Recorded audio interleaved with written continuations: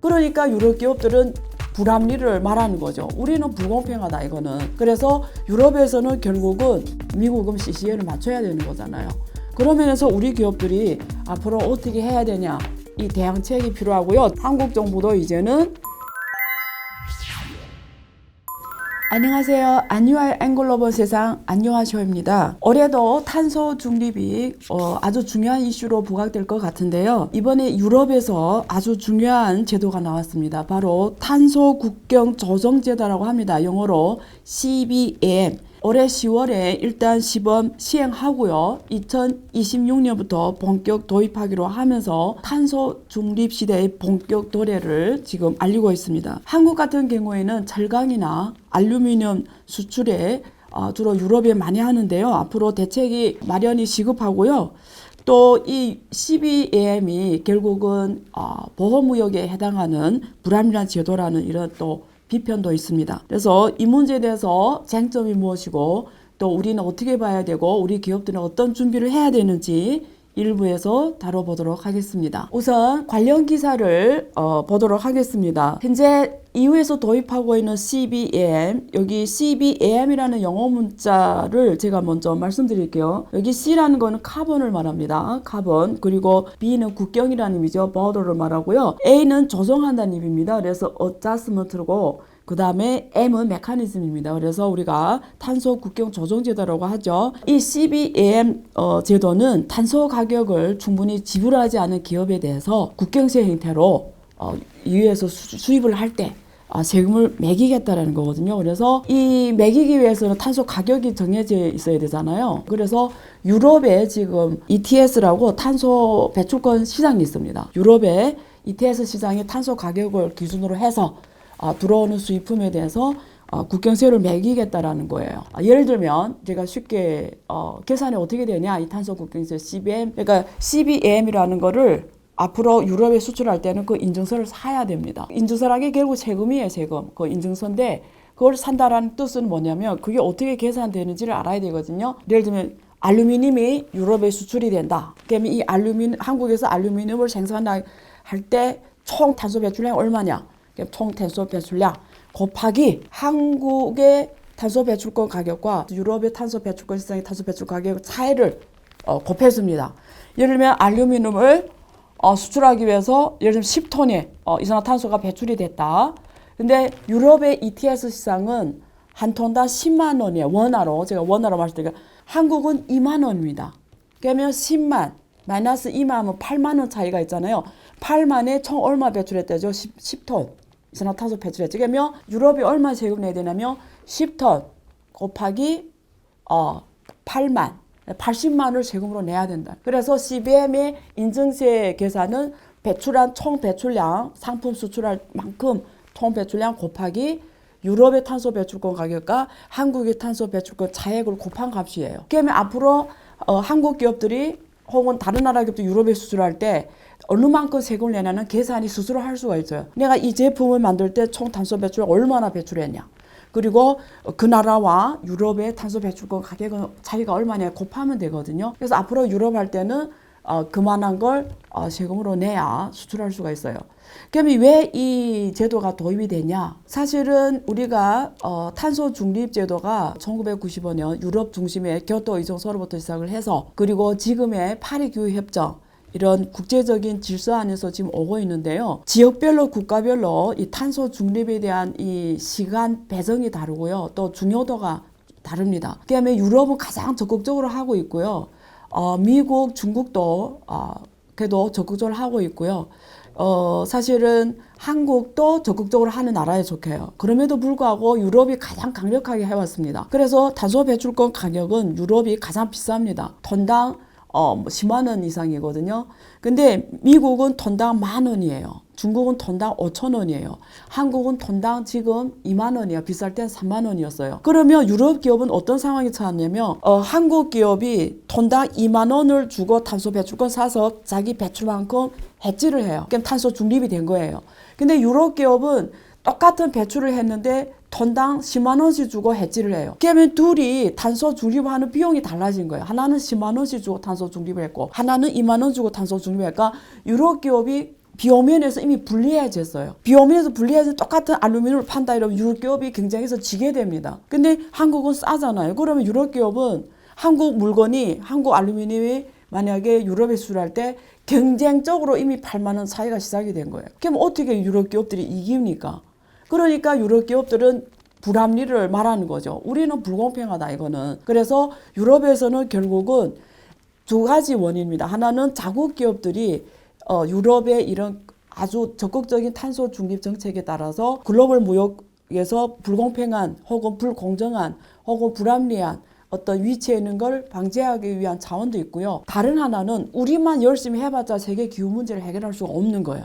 그러면 다른 나라들도 똑같이 동참을 해줘야 되는데 이게 국가별로 자기 상황에 맞춰 하다 보니까 결국은 지금 기후 문제를 해결하기가 힘들 뿐만 아니라 점점 어려워지는 거예요. 그래서 결국은 유럽의 이 생각 이런 거예요. 탄소 배출권은 똑같이 예를 들면 한국 기업도 1톤을 배출하고 유럽 기업도 1톤을 배출하는데 왜 유럽 기업이 배출한 1톤은 가격이 10만 원이고 한국이 배출한 1톤은 가격이 2만 원이야. 이거 말이 안 맞다는 거예요. 똑같은 탄소 배출인데. 그래서 탄소 배출권 가격은 결국 같아야 된다라는 기본 원리라고 생각하는 거예요. 그래서 전 세계 탄소 배출은 결국 같아야 된다라는 거거든요. 그러면 지금 유럽에서 CBM을 도입하면 가격이 같아질 수밖에 없어요. 왜냐면 이게 가격이 만약에 한국이 계속 2만 원이고 유럽이 계속 10만 원이면 한국 기업은 유럽에 팔 때마다 8만 원 상당의 세금을 내야 됩니다. 그러면 한국 기업이 이게 대책이 뭐겠어요? 한국은 내가 탄소 배출을 세금을 안 내려면 탄소 배출을 적게 하든지 아니면 탄소 배출권이 가격이 7만 원에 똑같이 되면 안 내도 되잖아요. 그러니까 둘 중에 하나예요.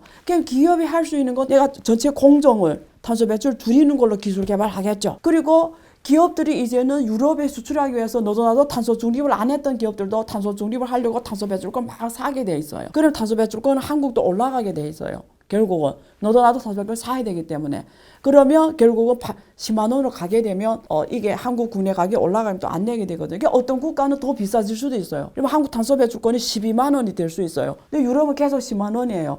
그러면 다시 세금을 돌려받습니다. 그래서 결국은 유럽의 뜻은 전 세계에서 탄소 배출권을 적게 감출해라 이런 뜻이거든요. 그래서 지금 이 정책에 대해서 글로벌 국가에서 어떻게 지금 이걸 받아들이냐가 중요한데요. 여기 기사를 보면 미국에 이어서 유럽도 보호무역을 하고 있다 이렇게 비판이 나왔어요. 지금 미국은 IRA 인플레이션 감축법이라 해서 자기 나라에 와서 하는 기업들에 한해서 세금을 절감해주는 이런 정책을 보조 정책을 취하는 정책하면서 지금 보호무역의 논쟁에 들어가고 비판을 많이 받죠. WTO 위반된다. 그래서 지금 이 CBM 정책을 유럽 버전이 IRA 정책으로 봅니다. 그러니까 보호무역 결국 보호무역 정책이다. 이렇게 지금 이코노미스트 경제가 지금 나온 기사를 보면 이런 내용들이 지금 나와 있고요.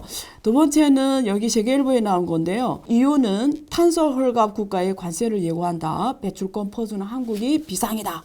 이런 지금 기사가 나왔고요. 한국은 대부분 어떻게 시장이 되어 있냐면요. 의무 활동한 기업들이 있어요. 제가 알기로 736개 기업인데요. 혹시 이 숫자는 잘못될 수 있지만 거의 비슷해요. 700 몇 개 기업이거든요. 근데 지금 대부분 다 정부에서 무료 활동해줘요. 기업들이 실제 사는 거는 4%밖에 안 됩니다. 이거 유상 활동이라고 하거든요. 그래서 한국 정부에 2025년까지 이거 유상 활동을 10%로 올리겠다는 거거든요. 근데 지금 4% 원래 3%였어요. 지금 막 강화하면서 4% 왔는데 대부분 무상 할당이에요. 근데 이게 문제는 앞으로 5년치 이미 다 무상 할당 해줬어요. 기업들은 앞으로 5년 동안 쓸 탄소 배출권 정부로부터 그냥 다 가졌어요. 근데 유럽에 수출할 때는 상관없어요, 이거. 무료 할당된 거 뭐 우리는 신경 안 쓰고 어차피 내내 이거 돈 안 주고 샀으면 그냥 10만 원 내지 다 관세로 다 때려 맞아야 돼. 그래서 이게 지금 비상이잖아요.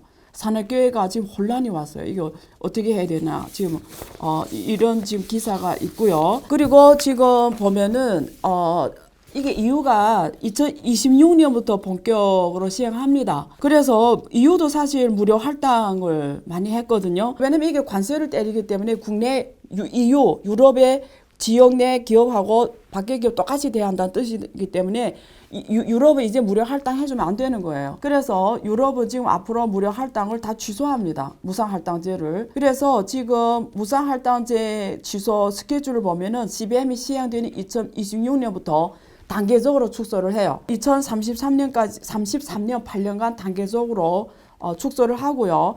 2034년이면 전면 폐지합니다. 그러니까 유럽 지역에서는 이제는 정부에서 무상 할당하는 제도는 없애주고 다 세금으로 한다라는 거예요. 한국 정부도 여기에 맞춰서 지금 제도가 변하지 않으면 안 되고요. 두 번째, 지금 적용 대상 산업들이에요. 지금 이번에 나온 CBAM의 대상 지역은 아래와 같은 산업들입니다. 철강, 알루미늄, 시멘트, 비료, 전력, 수소, 총 6개 품목인데요. 앞으로 이걸 EU에서는 CBAM을 간접 배출, 우리가 전문용어로 스코프 1, 스코프 2 이렇게 말해요. 영역을 말하는데 스코프 1이 이제 앞에서 말한 직접 배출을 말하고 스코프 2는 간접 배출을 말하는데요. 앞으로 간접 배출 주로 스코프 2는 뭘 말하면 내가 이 제품을 생산하기 위해서 네가 어떤 에너지를 쓰냐, 열을 쓰거나 스팀 에너지 쓰거나 전기 에너지 쓸 때 너는 주로 석탄을 우리가 막 연소해서 그 에너지를 전기를 만들었냐, 스팀 에너지를 만드냐를 봐요. 그래서 석탄을 썼다 이러면 이거는 엄청나게 탄소를 많이 배출하기 때문에 세금을 엄청 때려 맞는 거예요. 그래서 지금 스코프 2까지 간접 배출까지 지금 규제 대상에 포함시키고 있기 때문에 기업들 입장에서는 앞으로 공정의 프로세스를 다시 검토하지 않으면 안 돼요. 예를 들면 여기 방직 산업 같은 경우는 스팀 에너지를 많이 쓰거든요. 스팀 에너지를 많이 쓸 때 주로 석탄을 연소해서 스팀 에너지를 만들어요. 이런 것들은 앞으로 이 유럽에 수출을 하려면 이런 방직을 수출을 못해요. 하면 엄청난 세금을 때리면서요. 그럼 경쟁력이 없어지죠. 단가가 확 올라가기 때문에. 그래 이런 데서는 바이오매스 같은 친환경 연료를 사용해서 스팀 에너지를 공급해야 앞으로 이런 세금을 안 맞는다는 조치하고 똑같습니다. 그래서 기업들은 지금 이런 것도 다 다시 검토해야 돼요. 공정을 프로세스를. 그런 면에서 지금 굉장히 중요한 이슈라는 거고요. 근데 지금 이 CBAM이라는 게 유럽에서 사실은 하는 걸로 나왔잖아요. 근데 여기에 대해서 우리가 어떤 나라들에서 하나를 알 필요가 있어요. 왜냐면 이게 뭐 유럽이 하나가 이렇게 한다 이런 개념은 아니에요. 미국도 하고 있어요. 일본도 도입을 했어요. 근데 개념이 조금 다시 강조가 돼서 그렇지 뜻은 똑같습니다. 제가 미국 버전의 CBAM이라고 할게요. 이름이 CCA입니다. 왜 CCA냐? 제가 번역해드리면 영어로 Clean Competition Act예요. 그래서 CCA인데요. 청결경쟁법이라고 합니다. 이게 작년 6월에 미국 상원에서 이 법안을 지금 제안을 했어요. 그래서 이것도 미국에서 지금 적극적으로 기후변화 문제를 대책하기 위해서 만든 법안인데요. 우리가 CCA 법안이라고 하는데 CCA 법안이 사실은 미국 버전의 CBAM입니다. 근데 이게 이것도 세금을 받는 거예요. 유럽의 CBAM처럼. 근데 세금을 받는데 세금 계산하는 방법이 달라요. 이거는 미국 버전의 CCA는 어떻게 세금을 받냐면 일단은 각 산업별로 탄소 배출하는 기준선을 정해요. 그러면 이 기준선 넘어간 부분에 대해서 세금을 때립니다. CCA 계산은 어떻게 되냐면 징수하는 세금액은 제품의 총 탄소 배출량 마이너스 탄소 허용 기준선 요 차액이 나오죠. 곱하기 탄소 거래 가격입니다. 그러면 이게 미국에 들어가는 제품에 대해서 그 제품의 총 탄소 배출량에 요거 미국에서 허용하는 그 산업의 탄소 배출 기준선을 차감하고 미국의 탄소 배출권 가격을 곱하는 거예요. 그래서 세금을 징수합니다. 이게 유럽의 CBAM은 뭐죠? 유럽의 탄소 배출권 가격과 그 수출하는 국가의 탄소 배출 가격 차액에 곱하기 총 탄소 배출량이었잖아요.